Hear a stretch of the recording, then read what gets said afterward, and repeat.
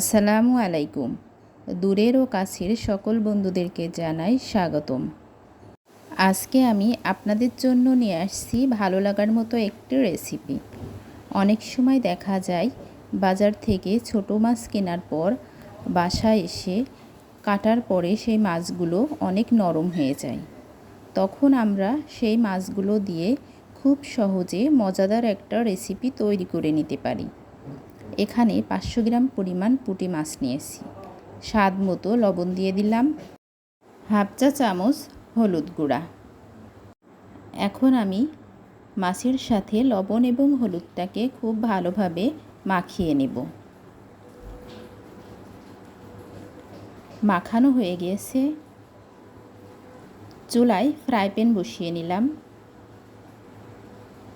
Fry প্যানটা গরম হয়ে এসেছে।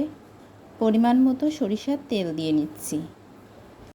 তেল গরম হয়ে আসলে গরম তেলের মধ্যে আমি পুঁটি মাছগুলা ছেড়ে দেব। বন্ধুরা, যারা যারা আমার চ্যানেলটি সাবস্ক্রাইব করেছেন তাদেরকে অসংখ্য ধন্যবাদ। আর যারা এখনও সাবস্ক্রাইব করেননি তারা আমার একটা ভিডিও ফুল টাইম ওয়াচ করে তারপর চ্যানেলটি সাবস্ক্রাইব করে দিবেন এবং আমার পাশেই থেকে যাবেন। যদি আমার রেসিপিটি ভালো লেগে থাকে ফ্রেন্ডস অ্যান্ড ফ্যামিলির সাথে শেয়ার করবেন। যারা এখনও আমার ভিডিওটিতে একটা লাইক দেননি প্লিজ একটা লাইক দিয়ে দিন। এখন পেঁয়াজ কুচিগুলা দিয়ে দেব। এবার পেঁয়াজ কুচিটাও মাছের সাথে খুব ভালোভাবে একটু ভেজে নেব। পেঁয়াজটা পরে দেওয়ার কারণ পুঁটি মাছ ভাজার সময় প্রথমে যদি আমি পেঁয়াজটা দিয়ে দিতাম তাহলে কিন্তু এখন পর্যন্ত পেঁয়াজটা পুড়ে যেত। এজন্য আমি মাছটা অর্ধেক পরিমাণ ভেজে নেওয়ার পরে পেঁয়াজটা দিয়ে দিলাম। হাফ চা চামচ শুকনা মরিচের গুঁড়া দিয়ে দিচ্ছি। এখানে আমি শুকনা মরিচের গুঁড়া দিচ্ছি এজন্য যাতে পুঁটি মাছ ভাজার কালারটা যাতে খুবই দারুণ আসে।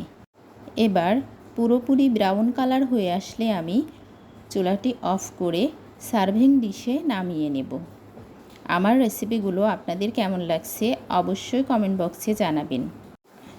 ভিডিও ফুল টাইম ওয়াচ না করে প্লিজ কেউ কমেন্ট করবেন না। পুঁটি মাছগুলো প্রায় ভাজা হয়ে এসছে। এখন আমি সার্ভিং ডিশে নামিয়ে নেব।